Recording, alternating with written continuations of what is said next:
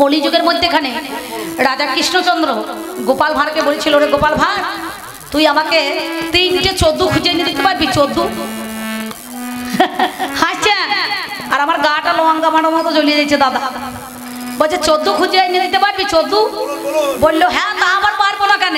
বললো যা, ওই কৃষ্ণনগরে বাদুরতলা বলে একটা জায়গা আছে, কি ওই বাদুরতলা চলে যা, দিয়ে 14 যদি পেয়ে যাস তা 3খানা মাল আমার কাছে এনে হাজির করে দিবি, বুঝতে পারছেন? এই আমার দাদুদের মতো মোনা কাটা 14 মাল, বুঝতে পারছেন? এইরকম গিয়েছে, তা দেখছে এক ভদ্রলোক ওই মুর্শিদাবাদের লালগোলার ওইদিকে জঙ্গিপুরে বাড়ি, বুঝতে পারছেন? সে দেখছে একটা গাধার পিঠে চেপে আছে আর 60 কেজি ধানের বস্তা মাথায় করে নিয়ে আছে, বুঝতে পেরেছেন? আর এদিকে 10 কেজি কোটলা পুল্লি সব হাতে ঝুলিয়ে রেখে দিয়েছে। তা গোপাল ভাঁড় বলে, ভাই শোনো শোনো, এই যে 60 কেজি ধানের বস্তা মাথায় করে রেখে দিয়েছো কেন? বলে বলেন না দাদা, গাধাটা হচ্ছে মেয়ে ছেলে, কদিন পরে বাচ্চা হবে, তাই তার কষ্টটা কমাবার জন্য আমি 60 কেজি ধানের বস্তা মাথায় করে নিয়ে বসে আছি। চিন্তা করুন, তাহলে 60 কেজি আর ধানের বস্তা 60 কেজি, 1 কুইন্টাল 20 কেজি, আর বোধ কাবুজকি 10 কেজি, তাহলে 1 কুইন্টাল 30 কেজি হয়ে গেল। তাহলে তার কষ্টটা বাড়ছে না কমছে রে? তো এ তখন বলি যে চলো তোমাকে পুরস্কৃত করা হবে, রাজা পুরস্কার দেবে। বল তাই নাকি? বল হ্যাঁ চলো চলো চলো নিয়ে যাই। ও গাধা সমেত নিয়ে চলে গিয়ে যদি কাছারিতে বেঁধে রেখে দিয়েছে। পরের দিন সকালবেলা 10টার সময় এসেছে, গোপাল ভাঁড়কে বলছে, গোপাল ভাঁড় তুমি 14 পেয়েছো? বলে হ্যাঁ পেয়েছি। বলে কই? ওই দেখো বাঁধা আছে। বলে কি প্রমাণে তোমাকে 14 প্রমাণ করেছে? বললো রাজামশাই গাধার পিঠে চেপে আছে, 60 কেজি ধানের বস্তা মাথায় করে নিয়ে আছে। ঠিক আছে, তাহলে গাধার কষ্টটা কমছে না বাড়ছে?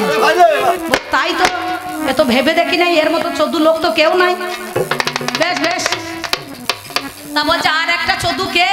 বললো কেন আমি যদি 14 না হইতাম তাহলে 14 খুঁজতে যেতাম। কি বলছেন? বলে আমি যদি 14 না হইতাম 14 খুঁজতে যেতাম। বলে বেশ ঠিক আছে, 2টো হইল। আর একটা কে? বলে কেন ভয়ে বলবো না নির্ভয়ে বলবো? বলছে নির্ভয়ে বলো। বলছে কেন রাজামশাই আপনি? বলে আপনি তো মেন 14, আপনি যদি 14 না হইতেন তাহলে 14কে দিয়ে 14 খুঁজতে পাঠাইতেন। তা আমার ভাগ্যটা এখন খারাপ, কপাল মন্দ চলছে, 14 না হইলে তা আমার কি বলবো? সেই 14 না হলে তো 14 খোঁজা যাবে না, সেই জন্য বলছি জলে থাকলে ভরা। বলে আরে দাদা আমার এই দেখ,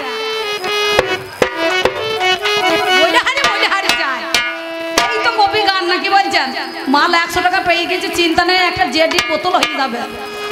কলি যুগে ছেলেরা ফাঁস কাটের মাল খাবে কি হয়? দেখ জগাই মাথায় মাল খাইয়েছে, কলিতে চলছে। তা যাই হোক, 100 টাকা দিয়েছেন, আমি কায় মনোবাক্যে প্রার্থনা করছি গৌর হরির কাছে, আপনার 100 টাকা যেন একদিন 1 লাখ টাকা হয়ে ফেরত চলে আসে। 30 টাকা দিয়ে লটারি কাটবেন, মাল সকালবেলায় পেয়ে যাবেন, বুঝতে পারছেন? লেগে যাবে। ভালো থাকুন, সুস্থ থাকুন। সেই জন্য আমার দাদাকে বলছি, শোনো, আমার দাদুকে বলছে তোমাকে এই কথাটা, জলে থাকলে ঢোরা হয় না রে জল বোড়া, কোনো কালে গাধা ঘোড়া হয় না। ও যার সর্বাঙ্গে কুষ্ঠ ব্যাধি, ও যার সর্বাঙ্গে কুষ্ঠ ব্যাধি, ও তার চুল কানির ভয় রয় না। চুল কানির ভয়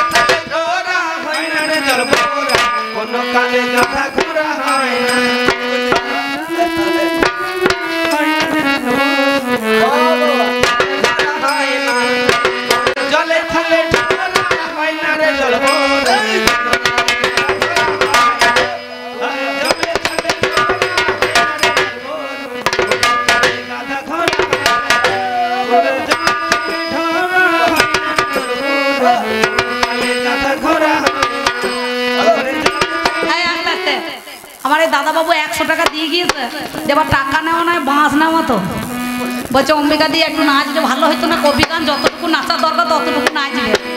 কি বলছেন?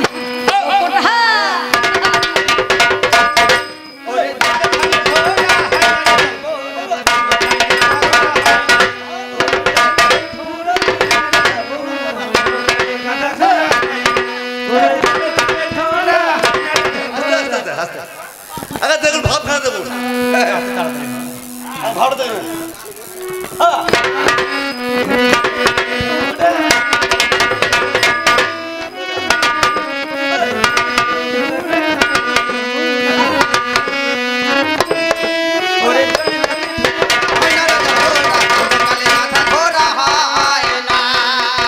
জলে থাকলে ঢোড়া হয় না রে বোরা, কোনো কালে গাধা ঘোড়া হয় না। যার সর্বাঙ্গে কুষ্ঠ ব্যাধি তার চুলকানির ভয় রয় না। অনেকজনের চুলকানি রোগ থাকে দেখবেন, রাস্তা দিয়ে খসখস করে চুলকাতে চুলকাতে চলে যায়, নাকি বলছেন? যে চুলকায় সেও আরাম পায়, যে দেখে সেও আরাম পায়, নাকি বলছেন? হ্যাঁ, তাহলে মাঝে মাঝে চুলকানি রোগ থাক না। ওরে ব্যাঙের কি হয় সর্দি কাশি, জলের সঙ্গে মেশামেশি।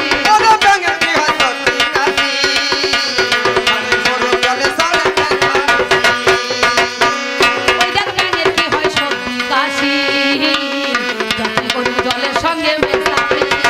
ব্যাঙের কি হয় সর্দি কাশি, যতই করুক জলের সঙ্গে মেশামেশি। ও যেমন বেটা ছেলের একাদশী, ওরে বেটা ছেলের একাদশী, ওই দেখ সাজলে পারে হবে কি?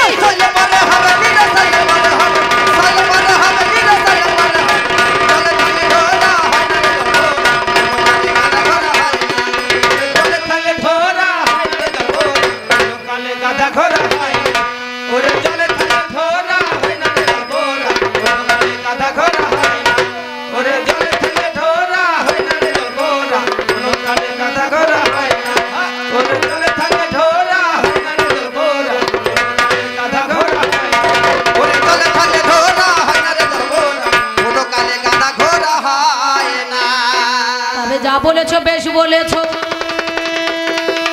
কথা শুনে চলো। আপনারা জ্ঞানী জনে জেনে যান না ভালো। আমার দাদু চালাক নয়, চতুর নয়, দুইয়ের বড় হাবা। ওরে কালো বামুন দেখে বলে এইটাই আমার বাবা, ভারী ছাগল দেখে বলে ভাগলপুরের গাই, শ্বশুর মশাই দেখে বলছে এইটা ভাই না ভাই, চিনি দেখে বলে এটা কোন দেশের বালি, শাশুড়িকে দেখে বলে এইটাই আমার শালি, জিলিপিকে দেখে বলে গরুর গাড়ির চাকা, পাপড় ভাজা দেখে বলে হাওয়া খাবার পাকা, মনোমেনকে দেখে বলে তামা খাবার নল, উড়োজাহাজকে দেখে বলে ইঁদুর মারা কল, পায়খানাকে দেখে বলে হরি ঠাকুরের বাড়ি। আর এর মতো দাদুকে মনে হচ্ছে একবার গলা জড়িয়ে ধরি, এর ধন্য জবাবের নাই রে অভাব।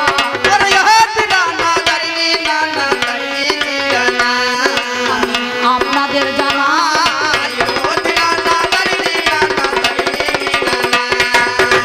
আমার কাছে বলতে বলতে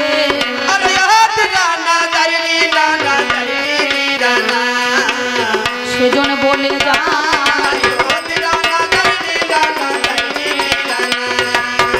বলো দেখি তোমাদেরও গৌর হরি হাই, কিবা নাম করলো গোপনে আপনাদের জানাই।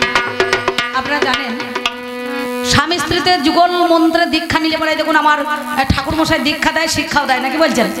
হ্যাঁ, অসীম চট্টরাজ উনি দিয়ে দেন, প্রতিটা মানুষকে দীক্ষা শিক্ষা দিয়ে বেড়ায়। যুগল মন্ত্রে দীক্ষা নিলে পরে স্বামী স্ত্রী এক ঘরে বসে থাকলে যে মন্ত্র তার স্ত্রীকে দেওয়া হবে বা তার স্বামীকে দেওয়া হবে, স্ত্রী হয়ে স্বামীর কাছে বলা যাবে না, নাকি বলছেন? যাবে সেই ক্লিং মন্ত্র বলতে আছে। হ্যাঁ, তাহলে গৌর হরি সেদিন কি করলো গো, সেই সচী মাতা বলেছিল, কি বলেছিল? সচী মাতা নিমাইকে বলেছিল, ওরে নিমাই যাস না চলে নদী আছে রে,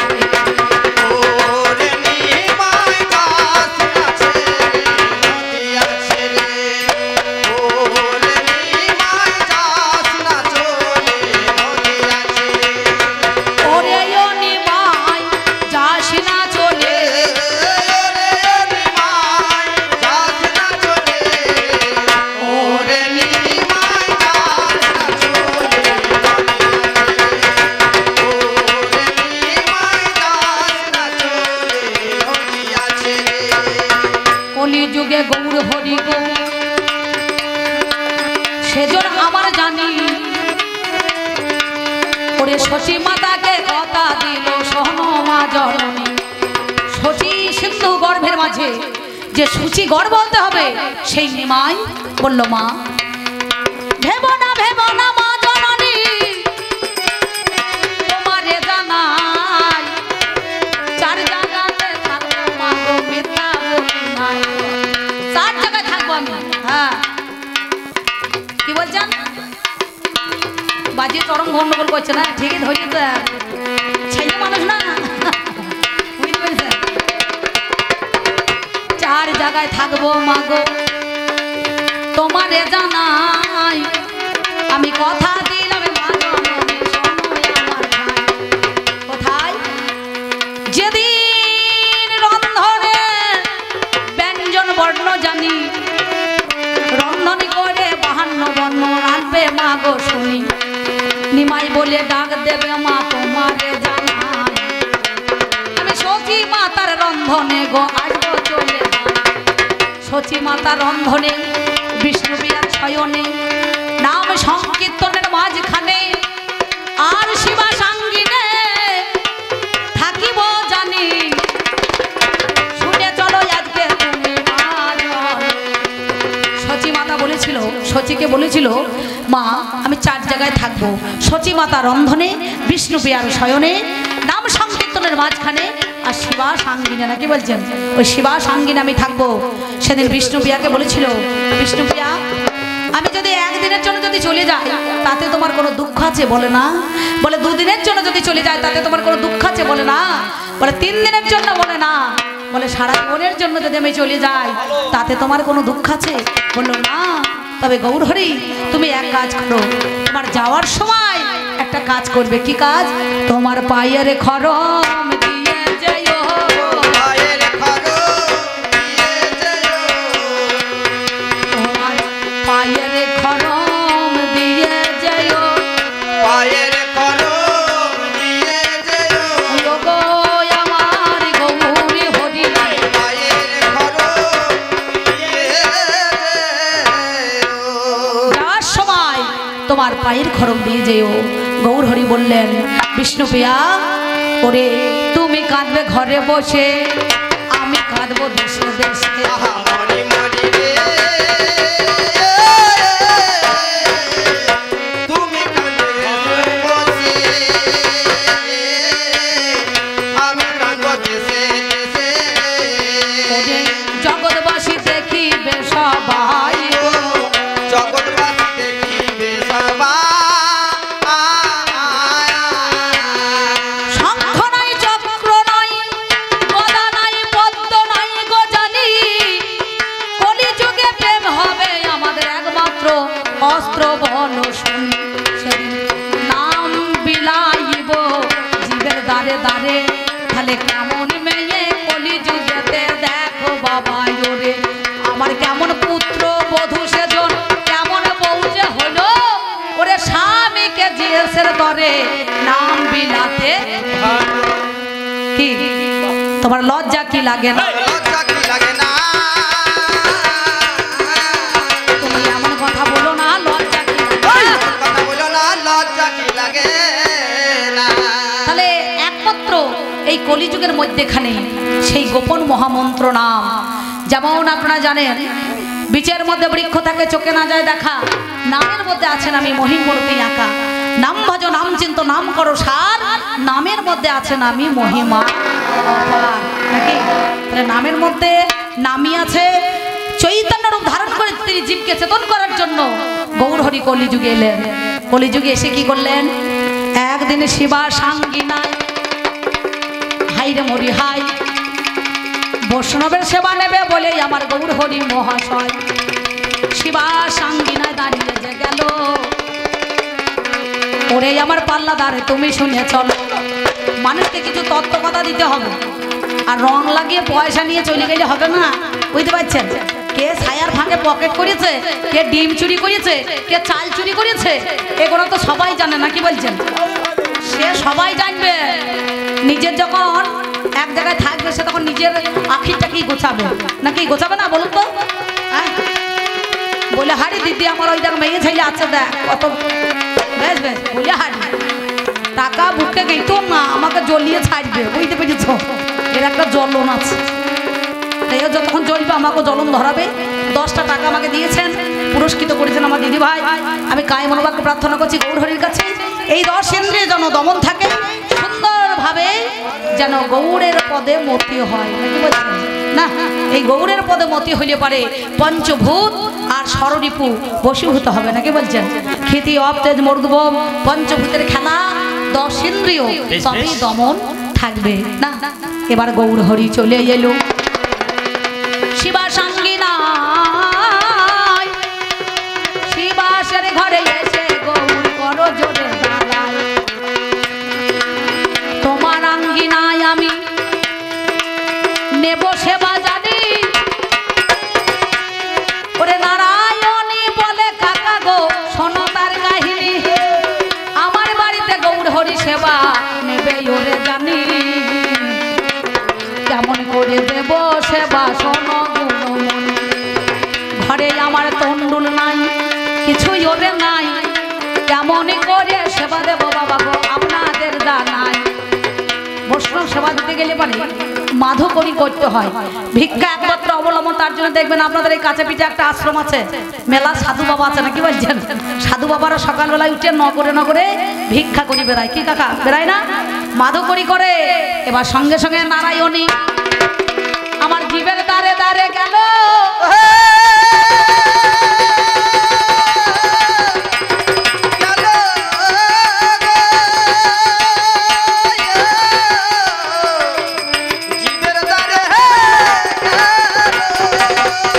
নারায়ণী জীবের দ্বারে দ্বারে গেল। গৌর হরি সেবা দেওয়ার পরে নগরবাসীর কাছে গিয়ে দেখো আমার করজোরে গায়রে বলে কিছু ভিক্ষা দাও গো নগরবাসী, তোমাদের জানাই আমার গৌর হরি সেবা দেব হাই রে মরি হাই। যত নগরবাসীরা ছিল গো সবাই মিলে জানি আমার গৌর হরির সেবা দেওয়ার জন্য নারায়ণীর হাতে বাবা ভিক্ষা দিলেন। শুনি গৌর হরি সেবা দেওয়ার জন্য তিনি বলেছিলেন বৈষ্ণব হইতে গোড়ার মনে ছিল সাত, তিনি আদ বিশলোকেতে পড়ে গেল বাদ। কলিযুগের মধ্যেখানে সেদিন গৌরহরি তিলক পিণ্ডর, কারণ সর্বদাই মালা ঝোলা তিলক নিয়ে জীবের দ্বারে দ্বারে তিনি নাম বিলিয়েছিলেন। বিষ্ণুপ্রিয়া বলেছিলেন আমি যদি আমার গৌরহরিকে না পাই তাহলে তুমি তোমার কৃষ্ণকে কখনোই পাবে না, নাকি বলছেন না? তাহলে আমার গৌরহরিকে না পেলে আমি কৃষ্ণকে তুমিও পাবে না। সেদিন গৌরহরি নগরে নগরে এই সেবা দেওয়ার জন্য নারায়ণী গৌরহরির সেবা দেবে বলে ওরে নারায়ণী জীবের দ্বারে দ্বারে ভিক্ষা করতে গেল রে।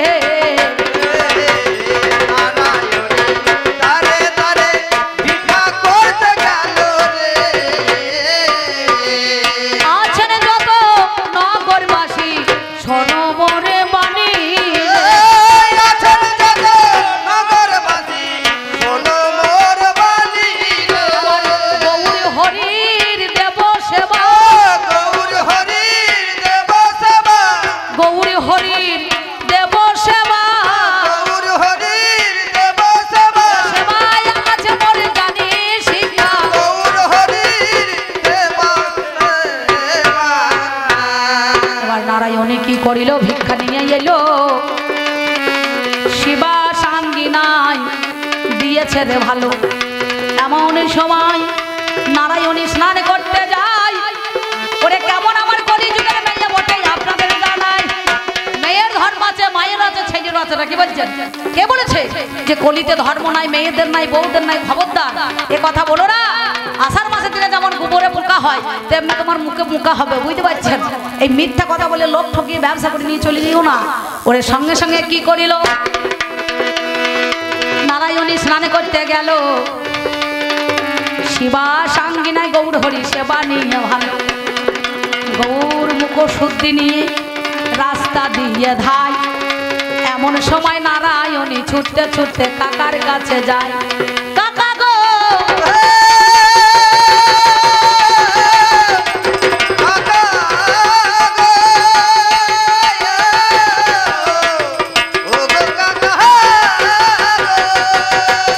সবাই পেল তোমার পোষা,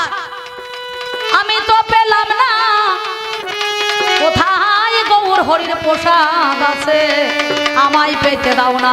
বাবা গো, শাস্ত্রে কলম দিয়েছেন গুরু করো জেনে আর প্রসাদ মারো টেনে, নাকি বলছেন? হ্যাঁ, তাহলে গুরু জেনে শুনে করতে হয় আর প্রসাদ কিন্তু টেনে খাইতে হয়, নাকি বলছেন? না, তাহলে সব প্রসাদ কিন্তু টেনে খাওয়া যাবে না। এই বলিয়া আপনারা জানেন মহাশয়, আমি ভাবের কথা সবার মাঝে আপনাদের জানাই। এই দেখো, আমার মা জননী 50 টাকা দিয়েছে, আপনারা আশীর্বাদ করবেন আগামী দিনে যেন আমি বড় হতে পারি এবং বড় হয়ে যেন 10 ভক্তের চরণ সেবা করতে পারি এবং মেয়ে ছেলে হয়ে আমার জীবনে অহংকার না আসে। আর যেদিন অহংকার আসবে সেদিন পতনের মূল হয়ে দাঁড়াবে, নাকি বাবা? 10 যেখানে ভগবান সেখানে 10-এর আশীর্বাদ না পেলে পাওয়া যাবে না। হ্যাঁ মা, তোমরা লক্ষ্মী ভান্ডার তোলো নাই, মেয়ে ছেলে হইয়া মাল কয় তোমাদের হইয়া আমি এত খাচ্ছি। হ্যাঁ, তোমরা লক্ষ্মী ভান্ডার তোলো নয়, বাবারাই ভালো। এরা নারায়ণ ভান্ডার না পেয়ে 100 টাকা 50 টাকা দিয়ে চলে গেল। হ্যাঁ, আমি কি বলিব ভক্তের কথা,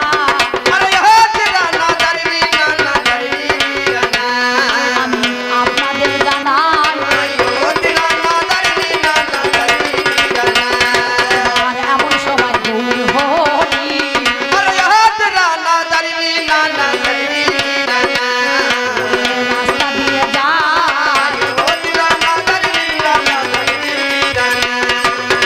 দাঁড়াও গৌর বলে নারায়ণে যে ওরে চিৎকার বাবা করতে লাগলো, জানাই কথা এবে। গৌর হরি, সবাই তো তোমার প্রসাদ পেয়েছে, তাহলে সেই প্রসাদ থেকে আমি কেন বঞ্চিত হলাম? তখন বললো, রে আমার তো আর প্রসাদ দেওয়ার মতো কিছু নাই, মুখশুদ্ধি, অর্থাৎ আমি পানের চিবা চরমনি করতেছিলাম জানি, পানের পিচ ফেলতে ফেলতে এলাম বলো শুনি। অনেকে পিচ বলে, অনেকে বোল বলে, দেখুন বলেন, পানের পিছু বলা হয় আবার বোল বলা হয়।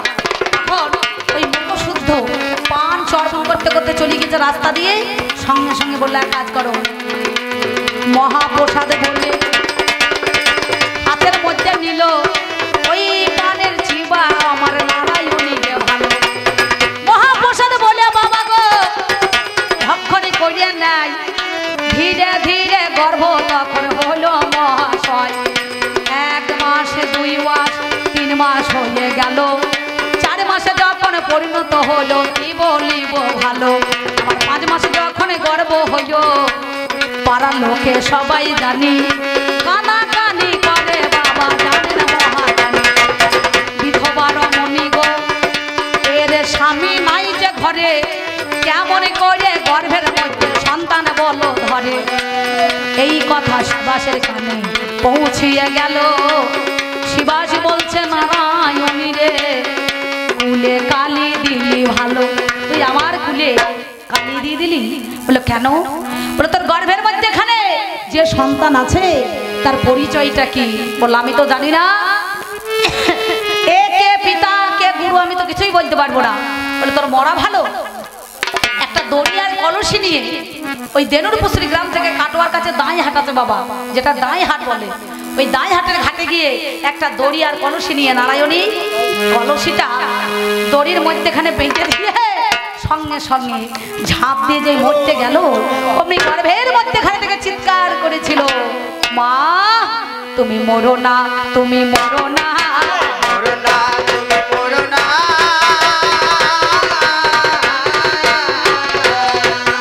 ওরে তুমি মরলে আরে আমি বাঁচবো না,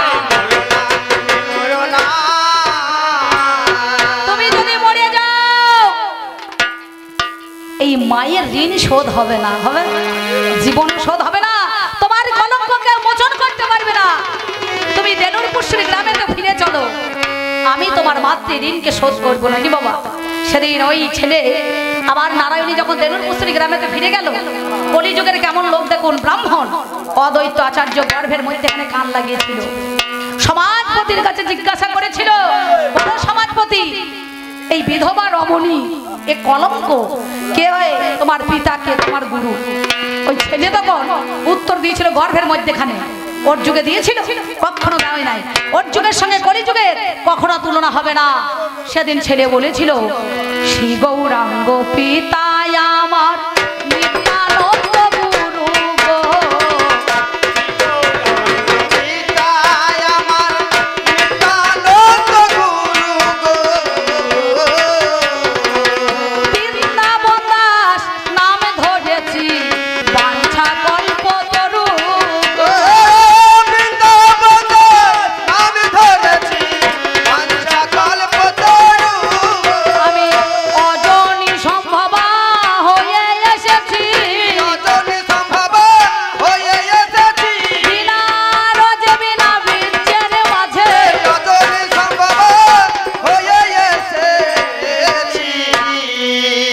আমার নামে হলো বৃন্দাবন দাস, করিতে প্রকাশ দেনুর কুসুরি গ্রামেতে আমার হবে বাস।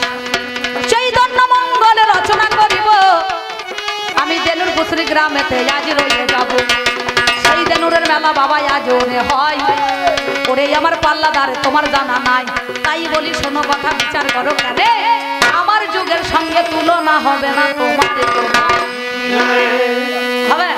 তুমি জবাব নিয়ে ধুইয়ে জবাব নিয়ে ধুয়ে খা, আমার কাছে কথা নাও, জবাব নিয়ে ধুইয়ে আমার কাছে কথা নাও, জবাব নিয়ে ধুয়ে খা। আমরা কি করেছি, সেই চন্দ্রযান চাঁদে মঙ্গল গ্রহের মধ্যেখানে পৌঁছে গেছি, যাই নাই? কল্পনা চাওলা তিনি তিনবার চাঁদে গিয়েছিলেন, যাই নাই? আমার যুগে কি হয়েছে বলুন দেখিনি? যে আপনারা আজ পর্যন্ত মনে করুন একবারে এই যে ইলেকট্রিক কারেন্ট বা লাইন সব কিছু কত সুন্দর বাজছে। প্রথমে ছিল শর্ট, তারপরেই ফট, নাকি বলছেন? আচ্ছা ব্যাপারটা কি হইল বলুন তো? একালের লেখাপড়া সেকালের লেখাপড়া এক হয় কি মশাই আগে গোড়া? একালের লেখাপড়া কেমন দেখুন, প্রত্যেকটা গ্রামেই সকাল বেলায় একটা করে সেন্টার খোলে না? সেন্টারটাকে বলা হয় অঙ্গনবাড়ি সেন্টার, প্রত্যেক গাঁয়ে আছে দেখবেন। আর অঙ্গনবাড়ি সেন্টারে কারা পড়তে যায় গো? ছোট্ট ছোট্ট ছেলে মেয়েরা, কারো কোমরে প্যান্ট থাকে, কারো কোমরে প্যান্ট থাকেও না, ছোট্ট ছোট্ট বাচ্চারা। তা সেদিন সবাই যাচ্ছে, আর একটা ছেলের মা বলছে বাবা আজ তোকে সেন্টারে যেতে হবে না। তার ছেলেটা বলছে না মা যাবো, আজ আন্ডা সেদ্ধ দেবে, মানে ডিম সেদ্ধ পাবে, মানে ও যাবে। তা ওর মা বলছে রে তোর সব প্যান্ট জামা শার্ট পে ভিজিয়ে দিয়েছি, একটাই প্যান্ট আছে রবার্ট কাটা, যদি যেতে হয় ওইটা পরেই যা। প্যান্ট পরলেও হয় না পরলেও হয়, বাচ্চা ছেলে, তার রবার্ট কাটা প্যান্টটা পরেই যাচ্ছে। রবার্ট কাটা প্যান্ট পরে যদি সেন্টারে যায় কি করে যাবে? বগলে বইটাকে ভরিয়েছে আর রবার্ট কাটা প্যান্ট এক হাতে ধরে আছে, এইভাবে চলে যাচ্ছে, গিয়ে সেন্টারে বসেছে। আর ওই দিন ব্লক থেকে সিডিপি এসেছে, সিডিপিও মানে ব্লক থেকে এসেছে পরিদর্শন করতে। এসে জিজ্ঞাসা করছে ছেলে মেয়েদের নাম, বলছে তোর নাম কি? বলছে স্যার আমার নাম রতন। বলছে তোর নাম কি? বলছে স্যার আমার নাম যাদবী। বলছে তোমার নাম কি? বলছে স্যার আমার নাম রাঘব। বলছে তোর নাম কি? বলছে স্যার আমার নাম তপন। বলছে তোর নাম কি? বলছে স্যার আমার নাম নন্দ। বলছে তোর নাম কি? বলছে স্যার আমার নাম তুফান। বলছে তোর নাম কি? বলছে স্যার আমার নাম অম্বিকা। বলছে তোর নাম কি? বলছে স্যার আমার নাম নিমাই হালদার। বলছে তোর নাম কি? বলছে স্যার আমার নাম সুভাষ চ্যাটার্জি। বলছে তোর নাম কি? বলছে স্যার আমার নাম দেবাশিস পাল। একটা নাম বলছে, বুঝছেন? ছোট ছোট ছেলে তাদের মধ্যে এবার সেই রবার্ট কাটা প্যান্ট বলা, বলছে তোর নাম কি? রবার্ট কাটা প্যান্ট বলা প্যান্টটা দিয়ে দাঁড়িয়ে বলছে স্যার আমার নাম হারাধন। মাস্টার বলছে তুই তো একটা ধনী রে। যে হ্যাঁ স্যার মা আমাকে ধন ধনী বলে। তা মাস্টার বলছে তোর নামে বানানটা বলতো। বলছে স্যার আমার নাম বানান। বলছে হ্যাঁ বল। হয়াকার রয়াকার ধ দন্তান্ন হারাধন। বাহ ঠিক বলেছিস। পাশের ছেলেটাকে বলছে এই হারাধন লিখতে কটা অক্ষর লাগলো রে? বলছে স্যার 4টি অক্ষর। কি কি? হয়াকার রয়াকার ধ দন্তান্ন। 3 নম্বরের ছেলেটাকে বলছে এই এক অক্ষরে কেউ হারাধন করতে পারবি? এক অক্ষরে? তার ছেলেটা বলছে স্যার হারাধন লিখতে 4টি অক্ষর দরকার, এক অক্ষরে কি হারাধন হয়? মাস্টার বলছে ওইটাই প্রশ্ন, তোরা কি কেউ পারবে না স্যার? এবার মেয়েদের দিকে প্রশ্নটা ছুড়ে দিল, আচ্ছা বালিকারা তোমরা কেউ পারবে এক অক্ষরে হারাধন করতে? তা বালিকারা বলল না স্যার। মাস্টার আবার ছেলেদের দিকে প্রশ্নটা ছুড়ে দিল, আচ্ছা বালকেরা তোমরা শেষ চেষ্টা করে কেউ কি হারাধন এক অক্ষরে করতে পারবে? তা রবার্ট কাটা প্যানওয়ালাটা দাঁড়িয়ে বলছে স্যার হারাধনের 4টি অক্ষর দরকার, এক অক্ষরে করতে হবে, তা আপনি কোন অক্ষরটা দেবেন? মাস্টার বলছে হয়াকার রয়াকার ধ দন্তান্ন, ওই 4টের মধ্যে তোকে রয়াকারটাই দিলাম, এক অক্ষরে করে দেখা। তার ছেলেটা বলছে স্যার দিলাম বললে তো হবে না, আপনি রয়াকারটা আমার হাতে দেন, পড়িয়ে দেখাতে বলেছেন। মাস্টার বলছে তাই তো বটে। যে মোটা কাগজে বড় করে একটা রয়াকার লিখেছে, রয়াকার লিখে ওই রবার্ট কাটা প্যানওয়ালাকে দিয়েছে। রবার্ট কাটা প্যানওয়ালা রয়াকারটা নিয়েছে, যে কাগজের পিছনে একটু থুতু লাগিয়ে বুকে বসিয়ে দিয়েছে। কি? রয়াকার রা করতে হবে কি? হারাধন। ছেলে বলছে স্যার আমার মুখের দিকে তাকাবেন, বুকের দিকে দেখবেন, তারপরে হারাধন হয়ে যাবে। বলছে হবে কি করিয়ে? ছেলে বলছে তা হয় কি করিয়ে? বলছে স্যার বুকে লেখা আছে কিনা রয়াকার রা, আর মুখে করেছে বড় করে একটা হা, বলছে স্যার মুখে কি দেখছেন? হা। বুকে কি লেখা আছে? রা। তাহলে হইলো কত দূর? হা রা হা রা। মাছটা বলছে ধন কইরে, বলছে দাঁড়ান স্যার প্যান্টটা ছাড়ি। আমরা সেকালের পুরুষ, আমরা সেকালের দাদু, আমরা যা পারি তাকিয়ে না পারে মশাই। আমি দাদু, আমি পুরুষ, আমি জামা খুলে দেবো, আমি গেঞ্জি খুলে দেবো, আমি ধুতি খুলে দেবো, শর্ট প্যান্ট পরে খালি গায়ে দাঁড়িয়ে যাবো। পারবে? পারবে? সত্যি কথা বলো। তাহলে সেকালে যা পারে একালে তা পারে না। সেই দিকে লক্ষ্য করে কি বলেছে? বলেছে সকালে বেলায় দেখাশোনা, দুপুর বেলায় বিয়ে, সন্ধ্যা বেলায় দেখছে ওটা ছেলে কোলে। এটা কোথা থেকে এসেছে আপনারা জানেন? শান্তনু রাজার সাথে গঙ্গার বিয়ে হয়েছিল।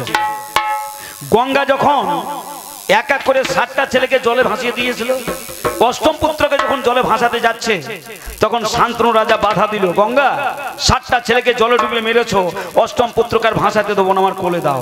গঙ্গা বলো স্বামী, অষ্টম পুত্রকে জলে ভাসাতে দিলে না তুমি। যেদিন তোমার সাথে বিয়ে করেছিলাম আমি তোমার সাথে একটা শর্ত রেখেছিলাম, আমার কাজে বাধা দেবে যেদিন তোমাকে ত্যাগ করে চলে যাব সেদিন। তা আজকে যখন এই শেষ পুত্র দেবব্রতকে জলে ভাসিয়ে মারতে দিলে না, কাজে বাধা দিলে, তোমার ছেলে তোমার কোলে দিলাম, তোমাকে ত্যাগ করে আমি স্বর্গপুরে চলে গেলাম। সেই দেবব্রতকে ধীরে ধীরে বড় করে একদিন শান্তনু রাজা দাস রাজার মেয়ে সত্যবতীকে বিয়ে করতে গিয়েছিল। তা দাস রাজা বলেছিল তোমার একটা ছেলে আছে আর তার সাথে আমি বিয়ে দিই কি করে?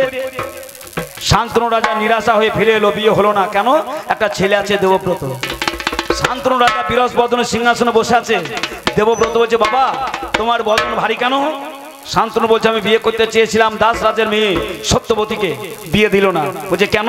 মানে তুই আমার আগের পক্ষের একটা ছেলে আছিস তাই আমার বিয়ে হলো না। দেবব্রত বলো বাবা আমার জন্য তোমার বিয়ে হবে না? ঠিক আছে, সকালবেলায় দেখাশোনা করে ফিরে এসেছো, তুমি আমার সাথে দুপুর বেলায় চলো, তোমার বিয়ের ব্যবস্থা আমি করবো। এই বলে দুপুর বেলায় দেবব্রত শান্তনু রাজাকে নিয়ে দাস রাজার দরবারে পৌঁছালো। বলো রাজা মশাই আমার বাবাকে নিয়ে এসেছি, দেখা হয়েছিল সকালবেলায়, দুপুর বেলায় আমার বাবার আমি বিয়ে দিতে চাই আপনার মেয়ে সত্যবতীর সাথে। দাস রাজা বলো তুমি কে? বলো আমি শান্তনুর পুত্র দেবব্রত। বলো আমার মেয়ের বিয়ে দেবো, তুমি হবে জ্যেষ্ঠ পুত্র রাজা আর আমার মেয়ের যে ছেলে হবে সে হবে তোমার প্রজা। দেবব্রত বলো আমি প্রতিজ্ঞা করলাম আমি কোনোদিন সিংহাসনে দাবি করব না। দাস রাজা বলো তুমি করবে না, তোমার যদি ছেলে করে? দেবব্রত বললো যাতে আমার কোনদিন পুত্র না জন্ম নাই তার জন্য আমি প্রতিজ্ঞা করলাম আজ থেকে মরার আগে পর্যন্ত আমি কোনোদিন বিয়ে করব না, সন্তান উৎপাদন করব না, আর এই সিংহাসনে মালিকানা কেউ আমার চাইবে না। তখনই সত্যবতী বলেছিল বাবা তোর কথাই আমি তোর বাবাকে বিয়ে করব, আমার বাবার কথা আমি শুনবো না। সেই শর্ত অনুসারে যখন ভীষণ প্রতিজ্ঞা করলো, দেবব্রতর নাম হলো ভীষ্ম, আর শান্তনু রাজা ভীষ্মকে বর দিল তুই সমস্ত সুখ বিসর্জন দিয়ে আমার বিয়ে দিলি, তার জন্য তোকে আমি ইচ্ছা মৃত্যু বর দিলাম। সেই দিন পিতার আশীর্বাদে ভীষ্মদেব অমর হয়েছিল। দুপুর বেলায় সত্যবতীর সাথে বাবার বিয়ে দিল। এবার যখন বিয়ে করে ঘরে নিয়ে আসছে, সত্যবতী বললো বাবারে তোর বাবাকে বিয়ে করেছি, নতুন বউ আমাকে দেখতে আসবে, তা তোর মতো ছেলেকে যদি আমি কোলে নিয়ে মায়ের পরিচয় দিতে পারি মানব জন্ম আমার ধন্য হবে। আই বাবা আমি তোকে কোলে করে নতুন বউ আমি বসে থাকি আর সবাই আমাকে দেখতে থাকুক। এই বলে পাড়া পড়শি প্রজাগণ যখন নতুন বউ দেখতে আসছে আর বলছে রে সকালবেলায় দেখাশোনা, দুপুর বেলায় বিয়ে, বৈকাল বেলায় দেখছি বউটা ছেলে কোলে নেই। দেবব্রতকে কোলে নিয়ে বসেছিল। যাই হোক কথার জবাব কথায় গেল।